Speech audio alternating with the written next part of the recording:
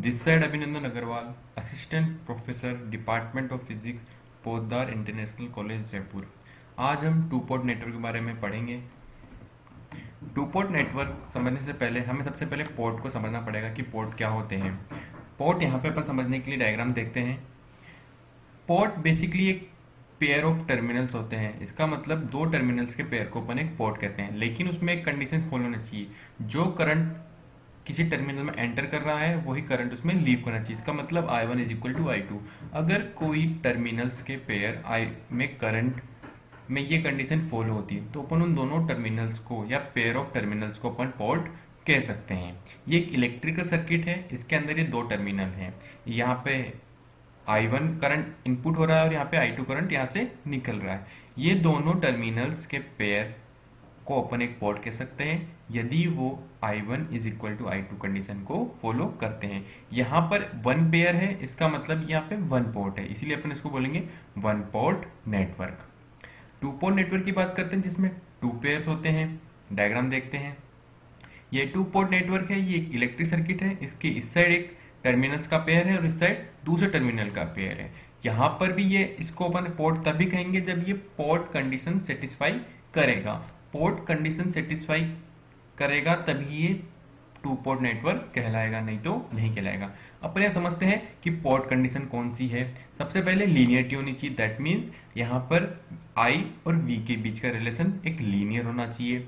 No independent source inside the network. इस network के अंदर कोई भी इंडिपेंडेंट सोर्स नहीं होना चाहिए और ये एनर्जी को स्टोर भी नहीं करेगा। और अपन ने देखा I1 is equal to I1 dash. That means ये जो वन पेयर है इसके अंदर I1 करंट और I1 डैश करंट इक्वल होगा तभी ये पोर्ट कहलाएगा, नहीं तो पोर्ट नहीं कहलाएगा।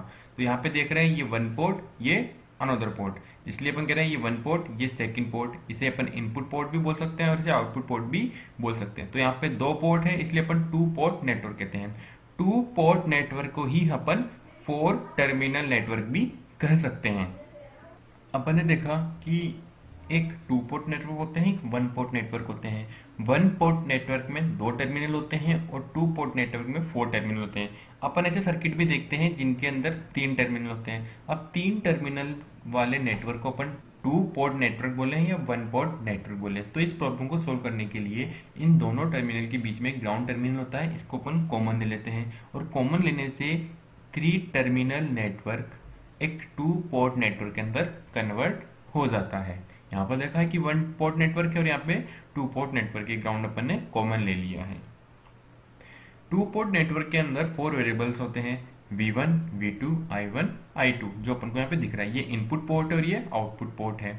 इसे अपन फोर टर्मिनल नेटवर्क भी बोल सकते हैं। ये चारों वेरिएबल्स मैंने यहाँ पे लिख लिए। अब इन फोर वेरिएबल्स में होता क्या है कि दो वेरिएबल्स तो इंडिपेंडेंट होते हैं और दो वेरिएबल्स डिपेंडेंट हो सकते हैं। इसकी कोई भी प्रोबेबिलिटी नहीं है कि कौन से वेरिएबल इंडिपेंडेंट होंगे कौन से डिपेंडेंट होंगे।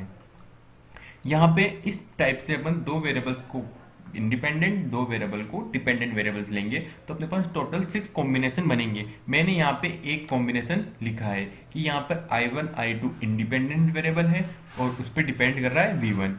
इसी टाइप से I1 I2 इंडिपेंडेंट वेरिएबल है, उस पर डिपेंड कर रहा है V2। तो यहाँ पे मैंने केवल 6 पेयर में से वन पेयर लिखा है। इस टाइप से अपन 6 पेयर बना सकते हैं और इन 6 पेयर के बेसिस पे अपन किसी भी नेटवर्क के पैरामीटर को डिस्क्राइब कर सकते हैं।